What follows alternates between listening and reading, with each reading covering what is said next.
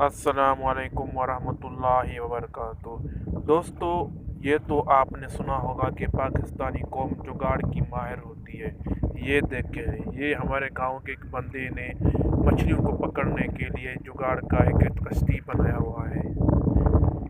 ये पानी की टैंकी है और ये एक ट्यूब इस तरफ, दूसरा ट्यूब इस तरफ बांधा हुआ है। यह ट्यूब की मदद और पानी की टैंकी की मदद से ये कश्ती चलाता है और मछलियाँ वगैरह पकड़ता है। ये पानी सैलाबी पानी है और लोगों ने इससे बहुत नफ़ा भी कमाया है। लाखों रुपए की मछलियाँ बरामद हुई इससे। कभी कभी सैलाब रहमत भी बन जाता है।